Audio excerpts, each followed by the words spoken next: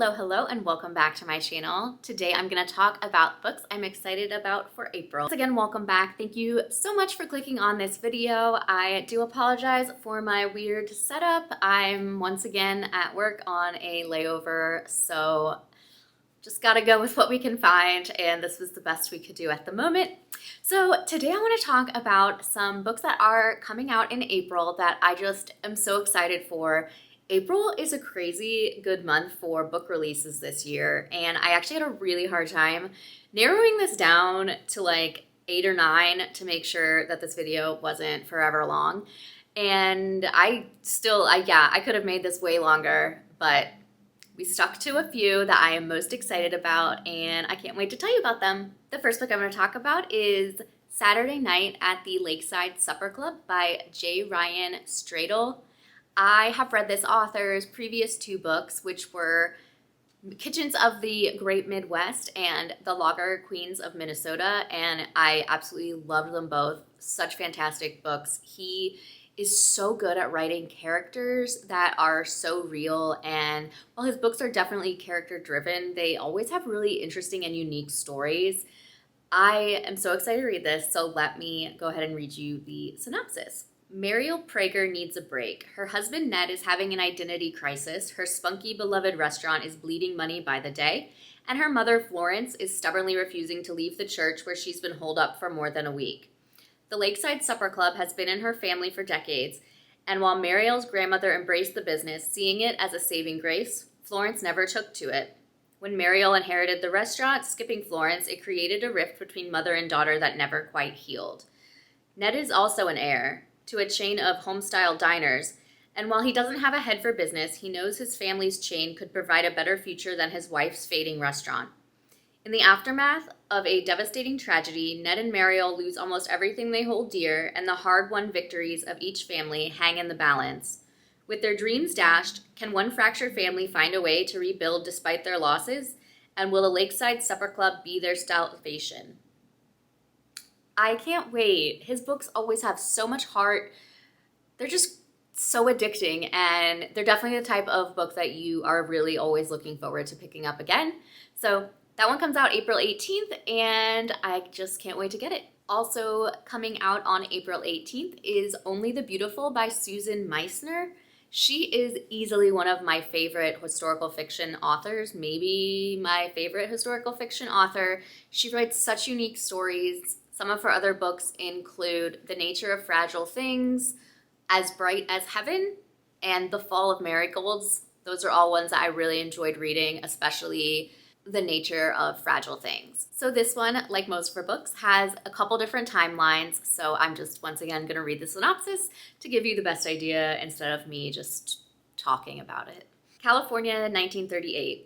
When she loses her parents in an accident, 16-year-old Roseanne is taken in by the owners of the vineyard where she has lived her whole life as the vine dresser's daughter. She moves into Celine and Truman Calvert's spacious house with a secret, however. Rosie sees colors when she hears sound. She promised her mother she'd never reveal her little understood ability to anyone, but the weight of her isolation and grief proved too much for her. Driven by her loneliness, she not only breaks the vow to her mother, but in a desperate moment lets her guard down and ends up pregnant. Banished by the Calverts, Roseanne believes she is bound for a home for unwed mothers, and having lost her family, she treasures her pregnancy as a chance for a future one. But she soon finds out she is not going to a home of any kind, but to a place far worse than anything she could have imagined. Austria, 1947. After witnessing firsthand Adolf Hitler's brutal pursuit of hereditary purity, especially with regards to different children, Helen Calvert, Truman's sister, is ready to return to America for good. But when she arrives at her brother's peaceful vineyard after decades working abroad, she is shocked to learn what really happened 9 years earlier to the vine dresser's daughter, a girl whom Helen had long ago befriended. In her determination to find Roseanne, Helen discovers that while the war had been won in Europe, there are still terrifying battles to be fought at home. I just can't wait. Her books never let me down, and even when they don't necessarily seem like something I would love, I mean, I'm not a historical fiction reader generally. I would certainly not put that in one of my favorite genres, but I always jump at the chance to read her books. I did get an early copy of this. I haven't started it yet, but I'm probably gonna make it my next book. It might still be April by the time I actually read it, but I cannot wait. Yet another coming out on April 18th is Adelaide by Genevieve Wheeler. If you've watched a few of my other videos, I've definitely talked about this because I did get a chance to read it early and I'm just obsessed. This is one of those books that I know is going to stick with me forever, and I read this I think in January, and I'm convinced it will be my favorite book of the year. But this is a really character-driven novel about a girl named Adelaide who's American, but she moves to London, and this guy that just will not stay or leave her life. She just cannot shake him, and you know, it's just a really heartbreaking relationship and a look at relationships and the friends that get us through the hard times and how we can give so much of ourselves to someone and not get anything back. I think most people can relate to this in some way. I certainly did, despite being with my husband since I was 22 years old. This is going to be a book that I think will resonate really well with everyone, and I'm really looking forward to other people's opinions to see if they also feel that way. Next, I am looking forward to The Half of It by Juliet Fay, and this comes out on April 11th. A little bit about that. When 58-year-old Helen Spencer reviews her life, what she sees are the mistakes. Over the years, things seem to go sideways incrementally, one little wrong decision at a time. She can even pinpoint where it all started to go awry. A wondrous romantic night in the woods her senior year of high school with a boy named Cal Crosby. A night she would soon work hard to forget.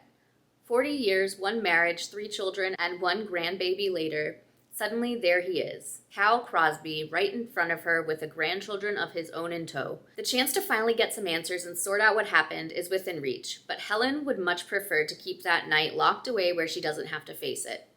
Cal Crosby, however, is ready to shock. He has no idea of the can of worms he's about to open.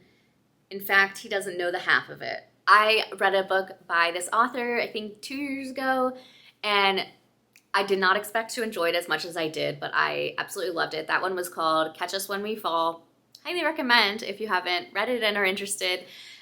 It's similar in the sense that it's like feels really heavy and dramatic, but I'm sure there are going to be some light moments in this one too. I actually love reading books about older people, I guess, as the main characters, because I think it happened after I read the book We Spread.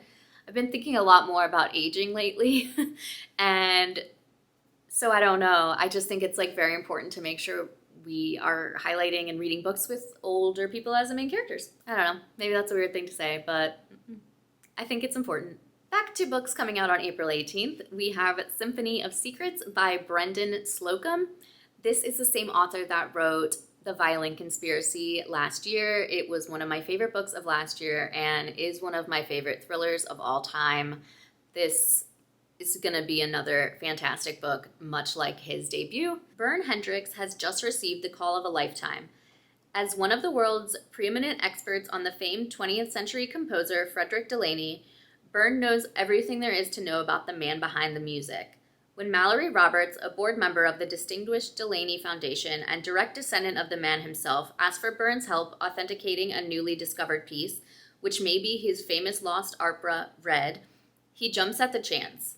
With the help of his tech-savvy acquaintance Ebony, Bern soon discovers that the truth is far more complicated than history would have them believe. In 1920s Manhattan, Josephine Reed is living on the streets and frequenting jazz clubs when she meets the struggling young musician Fred Delaney. But where young Delaney struggles, Josephine soars. She's a natural prodigy who hears beautiful music and the sounds of the world around her. With Josephine as his silent partner, Delaney's career takes off, but who is the real genius here? In the present day, Bern and Ebony begin to uncover more clues that indicate Delaney may have had help in composing his most successful work. Armed with more questions and answers and caught in the crosshairs of a powerful organization who will stop at nothing to keep their secret hidden, Bern and Ebony will move heaven and earth in their dogged quest to right history's wrongs. His first book, this Violent Conspiracy, also tackled some racial issues along with this kind of, thriller about a stolen violin. This one seems like it's going to be along the same lines. Like, yes, it will be an exciting, thrilling book, but there are definitely deeper issues kind of under the surface. There's a lot more to it than just like surface level thriller. So I love that. And I feel like this is going to be just as good as his first. I cannot wait. On April 4th, we will get Camp Zero by Michelle Min Sterling. This one I actually had only just heard of today, but I had to include on this list because the premise sounds awesome. I have heard a little birdie say that this is perhaps a book of the month pick this month, or should I say for April. So maybe that will be a thing. I don't know. Rumors. But anyways, it sounds great. In the far north of Canada sits Camp Zero, an American building project hiding many secrets. Desperate to help her climate-displaced Korean immigrant mother, Rose agrees to travel to Camp Zero and spy on its architect in exchange for housing. She arrives at the same time as another newcomer, a college professor named Grant, who is determined to flee his wealthy family's dark legacy. Gradually, they realize that there is more to the architect than previously thought, and a disturbing mystery lurks beneath the surface of the camp. At the same time, rumors abound of an elite group of women soldiers and working at a nearby Cold War-era climate research station. What are they doing there, and who is leading them? An electrifying page-turner where nothing is as it seems, Camp Zero cleverly explores how the intersection of gender, class, and migration will impact who and what will survive in a warming world. This is definitely not a genre that I generally get into, kind of like sci-fi, like dystopian. I mean, every now and then, but it's not something I'm drawn to for the most part. I would not consider myself a sci-fi reader, but this sounds really good. It sounds really thought-provoking, and I mean, not to be dramatic, but like this is a future that's like real. I mean, climate change. So this will be a really something book to read, and yeah, I think I'm going to enjoy it, but perhaps a little too close to home. I don't know. I also think it sounds really great how there's like an environmental kind of twist on class and nationality, and yeah, it just sounds like a book I've never heard of anything like it before. Looking forward to it. On April 4th is Romantic Comedy by Curtis Sittenfeld. I've talked about this, I think, in my most anticipated of the first half of the year, but I think this is going to be like my favorite romance of the year. I'm not a super big romance reader, but this sounds adorable and like just enough romance, but not maybe the full main focus. So I did talk about this before, but I'm going to read the synopsis again. Sally Mills is a sketch writer for The Night Owls, a late-night live comedy show that airs each Saturday. With a couple of heartbreaks under her belt, she's long abandoned the search for love, settling instead for an occasional hookup, career success, and a close relationship with her stepfather to round out a satisfying life. But when Sally's friend and fellow writer Danny Horst begins dating Annabelle, a glamorous actor who guest hosted the show, he joins the not-so-exclusive group of talented but average-looking and even dorky men at the show, and in society at large, who've gotten romantically involved with incredibly beautiful and accomplished women. Sally channels her annoyance into a sketch called The Danny Horst Rule, poking fun at this phenomenon while underscoring how unlikely it is that the reverse would ever happen for a woman. Enter Noah Brewster, a pop musician sensation with a reputation for dating models, who signed on as both host and musical guest for this week's show. Dazzled by his charm, Sally hits it off with Noah instantly, and as they collaborate on one sketch after another, she begins to wonder whether there might be sparks flying. But this isn't a romantic comedy, it's real life. And in real life, someone like him would never date someone like her, right? I just think that sounds so great. It is supposed to be like Saturday Night Live, I think, but like in my mind, I don't know if anyone else is a 30 Rock fan, but in my mind, I just see TGS. And yeah, I cannot wait to read this. It sounds so good, and I feel like I'm going to be picturing Liz Lemon the entire time. On April 25th, this is probably the most popular one on this list, Happy Place by Emily Henry. I have read 2 of her previous books. I've enjoyed them both. I really loved Beach Read, and I really liked Book Lovers. I never actually did read People We Meet on Vacation, which was her second adult novel. She's written several young adult novels, but this will be her fourth adult. And it seems like it's gonna be cute. I am definitely gonna read it, but I don't know. I feel like parts of the synopsis maybe are not what I usually go for, but I'll let you be the judge. Harriet and Wynne have been the perfect couple since they met in college. They go together like salt and pepper, honey and tea, lobster and rolls. Except now, for reasons they're still not discussing, they don't. They broke up 6 months ago and still haven't told their best friends, which is how they find themselves sharing the largest bedroom at the main cottage that has been their friends' group's yearly getaway for the last decade. Their annual respite from the world, where for one vibrant blue week they leave behind their daily lives, have copious amounts of cheese, wine, and seafood, and soak up the salty coastal air with the people who understand them most. Only this year, Harriet and Wynne are lying through their teeth while trying not to notice how desperately they still want each other. Because the cottage is for sale and this is the last week they'll all have in this place. They can't stand to break their friends' hearts, and so they'll play their parts. Harriet will be the driven surgical resident who never starts a fight, and Wynne will be the laid-back charmer who never lets the cracks show. It's a flawless plan, if you look at it from a great distance and through a pair of sunscreen-smeared sunglasses. After years of being in love, how hard can it be to fake it for 1 week in front of those you know best? I think it sounds cute. It wouldn't be on this list if I wasn't looking forward to reading it, but it's not something that I'm feel hyped about just from the synopsis, because it's like a second chance romance, which is not my favorite. It's sort of fake dating, which is a trope that I really do enjoy, but this isn't really fake dating since they used to date. And I don't know, I feel like even with an ex that you were with for a long time, if you had to pretend to date them, it wouldn't be as awkward. Maybe I'm wrong, I don't know, but I still think that this will be a cute book. I haven't really read many reviews yet because I like to go in with an open mind, but we'll see. Emily Henry, at least, is really good at writing banter, so if nothing else, I'm pretty sure we'll get some good banter. While there are plenty more of books coming out in April that I know are going to be hits, that is where I'm going to end this list. I really am excited for this month.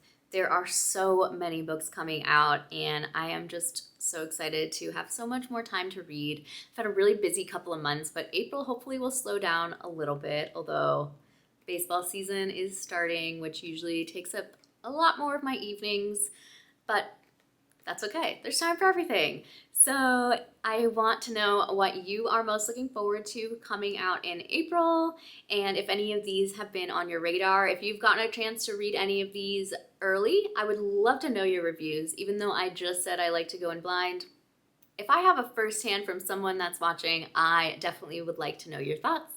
So thank you so much for watching. If you liked this video, I would love it if you would give it a thumbs up and subscribe, and I will see you in the next one.